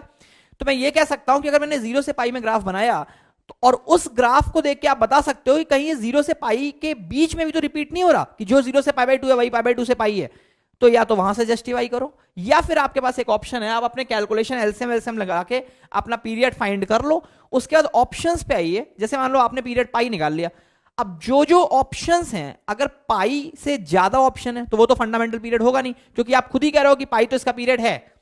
हाँ, पाई से कम कोई ऑप्शन है तो वो उसका फंडामेंटल पीरियड हो सकता है, तो हम क्या करेंगे उन सारे ऑप्शंस को चेक करेंगे जो पाई से कम होंगे। मैं क्या कह रहा हूं आपसे, एक बार मैं फिर रिपीट कर रहा हूं कि पहले मैंने इसका पीरियड अपने कैलकुलेशन से निकाल लिया, पाई आ गया। अब ऑप्शन में पाई से कम जितने भी ऑप्शंस होंगे उन सब को मुझे इस प्रोसेस से चेक करना पड़ेगा कि कहीं एफ ऑफ एक्स प्लस π/2 या कहीं मान लो एक्स π/3 ऑप्शन में दे रखा है, तो कहीं ऐसा ना हो जाए कि F of x plus π/3 is equal to F of X आ गया तो π/3 फंडामेंटल पीरियड हो जाएगा। ठीक है, तो ये अपन प्रोसेस यूज करेंगे। ठीक है, पहले अपन कैलकुलेट करेंगे फिर ऑप्शंस पे जाएंगे, अदरवाइज सब्जेक्टिव अप्रोच लें तो ग्राफ हो सकते हैं। अच्छा, फिर आ जाते हैं अपन इस प्रॉब्लम पे। तो अब अपन सिर्फ एलसीएम वाले कंसेप्ट को यूज करके पीरियड फाइंड कर रहे हैं। तो देखो इसमें आपके पास F x is equal to sine 3x/2 minus cos 6x/5 ये है। तो अगर आप इसका पीरियड निकालोगे तो साइन kx हो गया, साइन का कितना होता है 2 पाई, k कितना है 3/2, देखो ये कितना हो गया 4π/3। ठीक है, अच्छा इधर आ जाओ, इसका पीरियड निकालो, कॉस का कितना है 2 पाई डिवाइडेड बाई 6/5, क्योंकि k की वैल्यू 6/5 है, देखो ये कितना आ गया 10π/6, या फिर आप इसे कितना बोल सकते हो 5π/3। ठीक है, अब हमें करना क्या है, इन दोनों का एलसीएम लेना है। देखो जो फ्रैक्शंस होते हैं ना उनका एलसीएम कैसे निकालते हैं, आपने काफी छोटी क्लासेस में पढ़ा हुआ है। हम न्यूमरेटर्स का एलसीएम निकालते हैं और डिनोमिनेटर्स का एचसीएफ निकालते हैं। मतलब अगर कभी भी a1/b1 और a2/b2 लिखा है और इसका एलसीएम पूछा गया है तो हम क्या कहेंगे, एलसीएम निकालेंगे किसका a1 और a2 का, और एचसीएफ निकालेंगे b1 और b2 का। ठीक है, ऐसे मान लो a1/b1 a2/b2 a3/b3 लिखा है तो हम a1 a2 a3 का एलसीएम निकालेंगे, नीचे क्या करेंगे b1 b2 b3 का एचसीएफ निकालेंगे। तो अगर आप इस पर्टिकुलर क्वेश्चन की बात करें तो ऊपर वालों का एलसीएम कितना आ गया 20 पाई, और नीचे का एचसीएफ कितना आ गया 3, तो ये आपका आंसर हो गया। ठीक है, अच्छा फिर अगर मैं बात करूं इस वाले क्वेश्चन की तो देखो साइन पाई एक्स का, अब यहां डायरेक्ट लिख सकते हैं, इसका पीरियड कितना आएगा 2π/पाई मतलब कि 2, इसका कितना आएगा 2π/2 मतलब कि पाई। अब हम क्या करेंगे 2 और पाई का एलसीएम लेंगे। देखो भाई एलसीएम सिर्फ तब एग्जिस्ट करता है दो नंबर का, ये भी बहुत बेसिक सी बात है, दो नंबर का एलसीएम तब एग्जिस्ट करता है जब उनका रेशियो एक रैशनल नंबर आता है ना, जैसे ए और बी है तो ए और बी का रेशियो रैशनल नंबर आना चाहिए। ये कब आ सकता है, जब ए और बी दोनों रैशनल हो तो a/b रैशनल आ जाएगा, या फिर ए और बी दोनों इरेशनल हो लेकिन उनमें इरेशनैलिटी का जो टाइप है ना वो एक ही होना चाहिए। जैसे कोई कहता है एक नंबर √2 है, एक नंबर 2√2 है, तो अगर आप a/b करोगे है ना तो क्या आ गया, ये रैशनल आ गया। अब एक √2 है एक √3 है तो a/b करोगे तो देखो ये रैशनल नहीं आया। तो दो नंबर्स a और b का एलसीएम कब एग्जिस्ट करेगा, जब a/b एक रैशनल नंबर हो, है ना। आप चाहें तो इसको नोट कर सकते हैं कि LCM of A and B exist if and only if A by B is a rational number. ठीक है, तो अब यहां पे देखो ये 2 है, ये पाई है, तो क्या ए बाई बी रैशनल है? नहीं, पाई अपने आप में इरैशनल होता है, तो हम कहेंगे कि इसका एलसीएम एग्जिस्ट नहीं करेगा। और अगर एलसीएम एग्जिस्ट नहीं करेगा तो ये जो फंक्शन है ना, ये पीरियोडिक फंक्शन ही नहीं रहेगा, पीरियोडिक फंक्शन नहीं होगा। ठीक है, अच्छा अब इधर आ जाओ। देखो अगर आप इस वाले हिस्से की बात करें तो इसका कितना आएगा 2√2 पाई, क्या किया 2 पाई अपॉन 1/√2। इसका निकालेंगे तो ये कितना आएगा 2 पाई अपॉन 1/2√2 या फिर 4 पाई√2। ठीक है, अब आपको क्या करना है, इन दोनों का एलसीएम निकालना है। सबसे पहले देखो अगर एक से दूसरे को डिवाइड करोगे तो क्या रैशनल आएगा? आएगा, इसका मतलब इसका एलसीएम एग्जिस्ट करेगा, तो निकाल लो 2√2 पाई और 4 पाई√2 का एलसीएम कितना आ गया 4 पाई√2। तो आप कह सकते हो कि इसका जो पीरियड है वो 4 पाई√2 हो गया। अब यहां पे आ जाओ, इसका अगर आपने पीरियड निकाला तो ये आएगा 2 पाई√2, और अगर आपने इसका पीरियड निकाला तो ये आएगा 2 पाई√3। अब अगर आप इन दोनों का रेशियो निकालोगे तो ये एलसीएम इसका एग्जिस्ट नहीं करेगा, क्योंकि जो इसका रेशियो आएगा वो एक रैशनल नंबर नहीं आएगा। ठीक है, तो ये हमारी पीरियोडिक फंक्शंस के ऊपर कंप्लीट डिस्कशन होता है।